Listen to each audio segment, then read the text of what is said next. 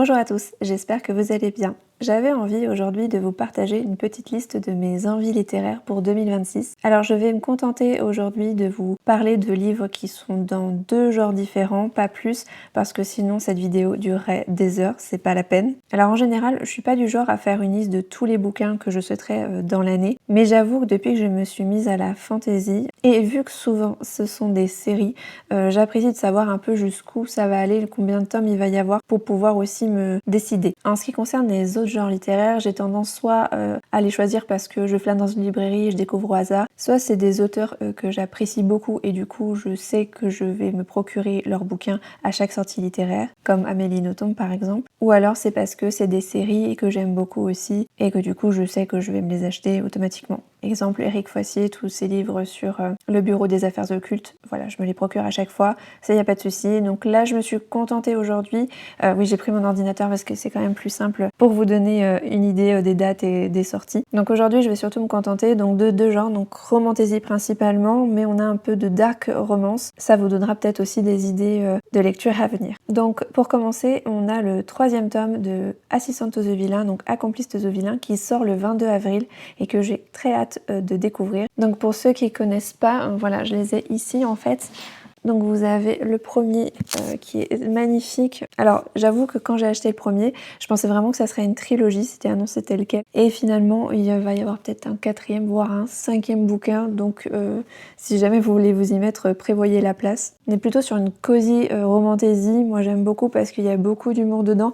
Il y en avait davantage dans le premier que dans le deuxième, mais ça reste très léger, très fun. On est sur un slow burn, c'est très tranquille. Donc pour vous donner une idée du résumé du premier, parce que je vais pas vous mettre le résumé du troisième, ça va trop vous spoiler si jamais vous voulez vous y mettre. Donc avec une famille à charge, avoir un job pour Evie Sage n'est pas seulement important, c'est vital. Aussi lorsqu'une mésaventure avec le plus célèbre vilain de Rhinandon se solde par une offre d'emploi, elle accepte. Aucun travail n'est parfait bien sûr, et Evie commence à s'habituer aux têtes coupées et autres globes oculaires jonchant le sol. Après tout, une bonne situation est difficile à trouver, mais bientôt elle soupçonne un sabotage. Quelqu'un veut éliminer son vilain. Et ça, il n'en est pas question. Donc à la lecture du résumé, vous vous doutez bien qu'il va y avoir une romance entre Evie et le vilain. Donc, mais ça va se faire de manière très graduelle en fait, ça va être très léger. Même si ça monte un peu en tension dans le deuxième, mais ça reste très soft. Et donc voilà, il va y avoir le troisième tome qui va sortir le 22 avril. Et donc je n'ai qu'une hâte, c'est de lire le tome 3 parce que franchement c'est vraiment une série très cool. J'espère qu'il n'y en aura pas non plus des tonnes de tomes parce qu'au bout d'un moment ça peut un peu s'essouffler. Même si on s'attache beaucoup aux personnages, voilà. C'est une série dont j'ai déjà parlé sur cette chaîne et que je vous recommande absolument si jamais vous voulez vous mettre à la romantasy. Ensuite, dans la suite des séries en romantasy qui sort en 2026, on a le tome 3, The Promise of Liars, des Shadows of Tenebris de Claire Sager. Donc par exemple, voilà, donc j'ai je vais vous sortir peut-être le tome 1 en premier. Donc voilà, c'est cette série-là.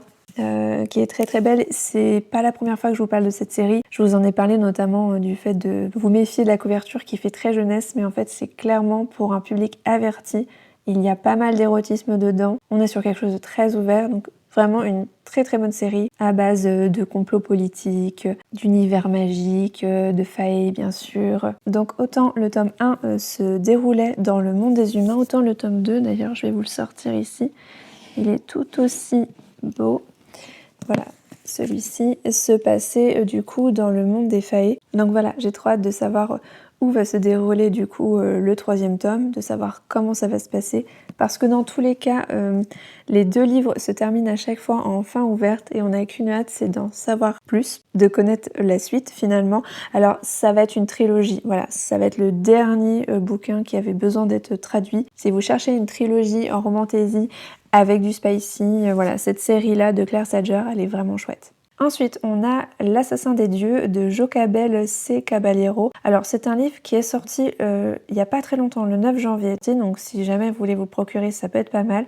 Je crois que c'est une duologie, donc c'est une petite série, ce qui est très très bien. Enfin, là, du coup, sur Booknote, c'est pas indiqué. Ils disent seulement qu'il n'y a qu'un livre, mais je crois que c'est prévu que ce soit une duologie. Tous les 5 ans, les portes du temple des dieux s'ouvrent au cœur de la citadelle et 8 élus sont choisis pour servir les divins. Quand sa sœur est désignée, Larissa croit au bonheur éternel qu'on lui promet.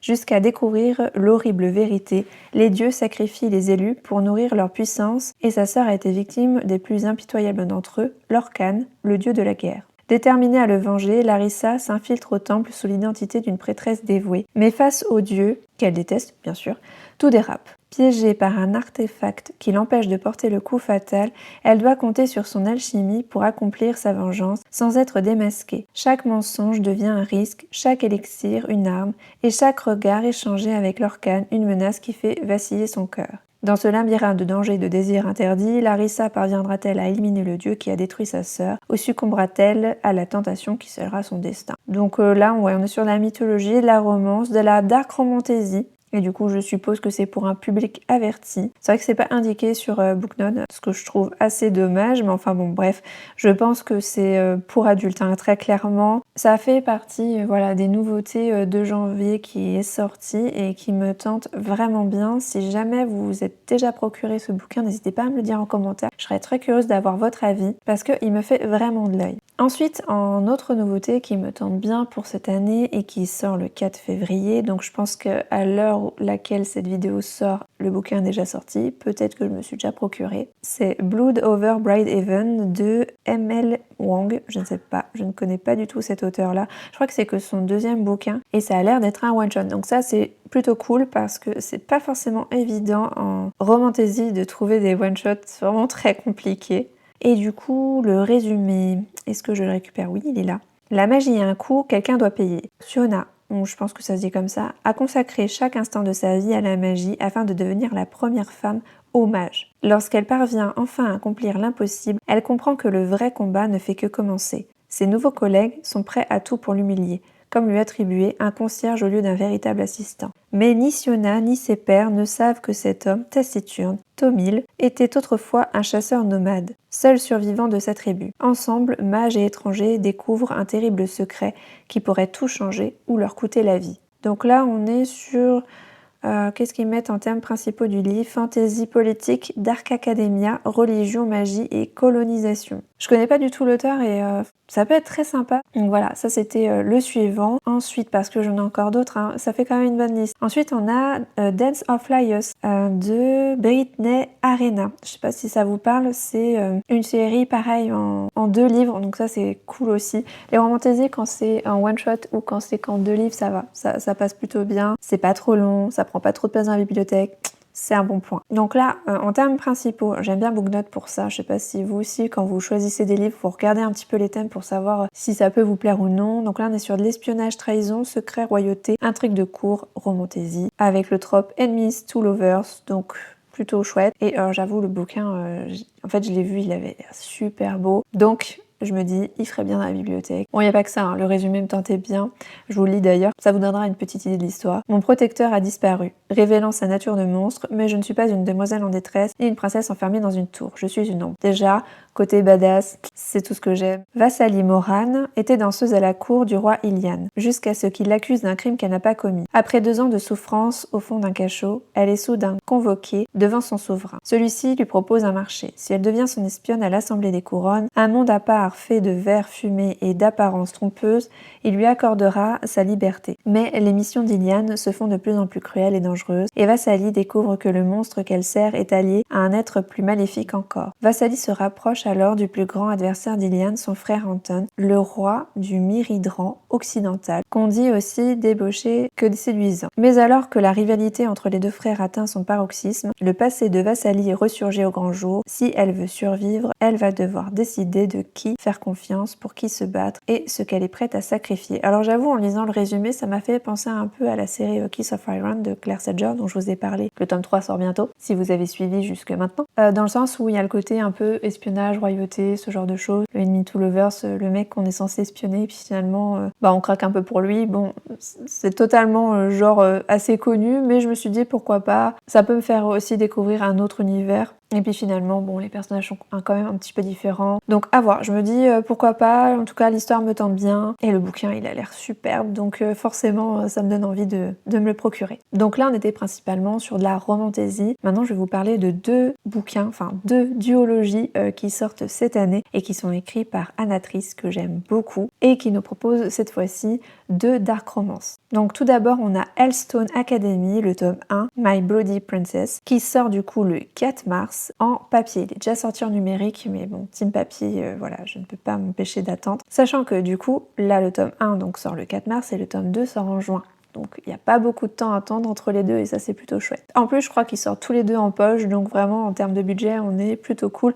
On n'a pas d'excuses pour ne pas le se procurer. Donc les thèmes principaux de cette série, c'est la mafia, un harem inversé, dark romance et dark academia. Du coup ça me tente beaucoup. J'avoue que c'est aussi pour ça que j'avais choisi de lire les romans de Jasmine Mas. C'était aussi pour m'entraîner un petit peu à savoir si j'aime les romans où il y a des harems inversés ou non. Finalement c'était une bonne surprise, j'ai bien apprécié, donc je me suis dit pourquoi pas tester cette dark romance. Alors on est sur une dark romance assez soft comparée à la suivante, puisque du coup Anatrice a écrit 2 dark romances. Bon, celle-ci elle est quand même plus pour les personnes qui en lisent déjà, voilà, qui sont déjà habituées à ce genre de lecture. Peut-être que pour un novice c'est peut-être pas forcément le bon bouquin sur lequel commencer, j'en sais rien, faut que je me fasse un avis, je vous redirai ça quand je me serai procuré. Donc ça parle de Cassie Miller, l'héritière déchue du gang des Hydres, n'a plus rien à perdre. Depuis qu'elle a retrouvé le corps égorgé de son jumeau, son monde s'est effondré. Son but ultime, traquer le meurtrier. Mais à peine l'enterrement terminé, elle est enlevée et conduite de force à Hellstone Academy, une université secrète où l'élite criminelle des Bloody Shadows apprend à tuer, manipuler et dominer.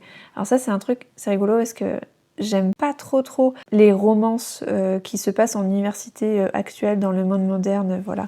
Je suis pas très fan. Par contre, dès qu'il s'agit d'une histoire qui se passe soit dans un monde hyper dur, hyper violent ou dans un monde voilà, de fantasy en général, j'aime beaucoup, j'accroche bien, donc ça me fait penser un peu à Force Wing, vous voyez, j'ai adoré le côté académie, alors que universitaire classique, je suis pas très fan, mais voilà, là ça me botte bien. À la tête de cette académie règnent 3 jeunes hommes aussi séduisants qu'impitoyables. Attention. Arès, Hadès et Hermès, les anciens meilleurs amis de son frère. On reste sur une tendance mythologie grecque et compagnie, hein. Moi je dis ça, je dis rien. Qui pourraient être ces assassins? Déterminés à percer les mystères tapis entre ces murs, Cassie s'engage dans une enquête dangereuse où elle devra affronter les princes de l'enfer et ses propres ténèbres pour survivre. Or, plus elle se rapproche de la sombre vérité, plus elle s'enlise dans un jeu de séduction, de pouvoir et de vengeance. Ces 3 hommes troublent ses certitudes et résistent au charme sulfureux de chacun, s'avère être la difficulté la plus redoutable de la mission de Cassie s'est donnée. Bienvenue à Hellstone, ici la loi du plus fort n'est pas seulement une devise, c'est une sentence. Bref, voilà, juste l'ambiance me tente trop, j'ai trop envie de la lire. Franchement, Anatrice, j'aime trop sa plume à chaque fois. Elle fait des bouquins qui sont à tomber. Alors je dis ça, c'est parce que je suis en train de lire La Guilde des Ombres. C'est pas nouveau, j'ai l'impression que je vous en parle à chaque vidéo, mais franchement, si vous connaissez pas cet auteur, qu'est-ce que vous attendez vraiment? Ensuite, donc, deuxième duologie qu'elle a écrite et qui sera publiée en 2026. Je pense qu'Anatrice, ça va être partout cette année. C'est son année. C'est une autre dark romance, donc c'est Black Sword, tome 1, Belle et sa bête, qui sort du coup le 17 avril et le tome 2 sort en septembre, si je ne me trompe pas. Donc c'est un peu une revisite de La Belle et la Bête en plus sombre, on va dire ça comme ça. Donc on est sur un niveau au-dessus, si je ne m'abuse, vraiment il y a beaucoup de trigger warning, vraiment c'est... là je pense que c'est vraiment pas pour les débutants dans le domaine. Peut-être que Hellstone sera plus facile à lire que celui-ci, en tout cas je ne sais pas encore, mais je vous redirai parce que si ça vous intéresse, je vous ferai sûrement des chroniques dessus. Dans tous les cas on est sur de la dark romance, donc c'est pas gentillet du tout. Pour résumer, Belle vit un cauchemar éveillé quand sa virginité est mise aux enchères auprès d'une horde de prédateurs. Un protecteur inattendu surgit de l'ombre pour la sauver de cet enfer dans une effusion de sang. Killian Rice, son oncle adoptif. La jeune femme connaît à peine le frère de son défunt père. Alors, je précise juste comme ça avant de continuer le résumé, il n'y a aucun lien de sang entre les deux. Ils se connaissent pas. Ils savent qu'ils sont liés de manière officielle, mais sinon entre eux, il n'y a rien d'officieux à la base. Voilà, je tiens à préciser, parce que je vais lire la suite du résumé, je pense que vous allez citer certains trucs et ça va peut-être vous déranger. Mais voilà, aucun lien de sang entre les deux. Rien, et ils se connaissent pas. Voilà. Mais, officiellement, c'est son oncle. Je dis ça, je dis rien. La jeune femme connaît à peine le frère de son défunt père, aussi dangereux que séduisant, il la ramène dans son luxueux manoir afin de la garder en sécurité. Subjuguée par cet homme aux mœurs dissolues, Belle développe une obsession amorale envers lui, sans se douter qu'il est encore plus redoutable qu'au premier abord. Surnommé Beast parmi les siens, Killian gère une organisation de tueurs professionnels qui exécute les autres criminels pour de l'argent. Le Sword n'a qu'une limite, ne jamais abattre un civil innocent. En revanche, tout le reste est permis. Dans la tanière de Beast, tandis que leur relation prend une tournure de plus en plus ambiguë et interdite, Belle se retrouve confrontée à un dilemme cornélien. Doit-elle se faire une place aux côtés de la bête ou fuir très loin tant qu'elle le peut encore? Voilà. On est sur une dark romance pur jus. Là, j'avoue, j'ai trop hâte de découvrir ce qu'elle va écrire dessus. C'est assez osé, je pense, dans le thème et puis la façon de revisiter ce conte, bon, qui est assez particulier, hein, de base, voilà, tomber amoureuse d'une bête, bon, je sais pas vous, mais moi c'est pas trop mon délire, mais pourquoi pas, là je me dis ça peut être une très bonne revisite de ce conte, de cette histoire, et j'ai trop hâte parce que généralement, voilà, Anatrice, elle arrive à écrire des histoires quand même assez incroyables, et surtout, elle développe bien ses propos, ce que je trouve plutôt cool, et je m'attends pas avec elle à une dark romance superficielle, comme j'ai pu lire avec chez Kakarot, par exemple, avec Mon Immoral Guerrier que j'ai lu au mois de janvier, où là c'était quand même assez axé sur de la violence et il n'y avait pas assez... Enfin, c'était pas assez développé, quoi. Là, connaissant Anatrice, pour avoir lu certains de ses livres, je pense que ça va être bien développé, et vu que c'est une duologie, il y a moyen d'avoir un truc vraiment vraiment cool. Enfin voilà, donc c'était les nouveautés littéraires que j'aimerais beaucoup lire en 2026 en romantasy et en dark romance. Est-ce que vous aussi, vous avez une petite liste des nouveautés qui vous plairaient bien? Est-ce que dans ceux que je vous ai présentés aujourd'hui, certains vous donnent envie d'aller les découvrir, ou il y en a vraiment no go, c'est pas possible? Je serais curieuse du coup de savoir ce que vous en pensez. J'espère en tout cas que cette petite vidéo vous aura plu. Je vous dis à très bientôt dans une prochaine vidéo. Bye!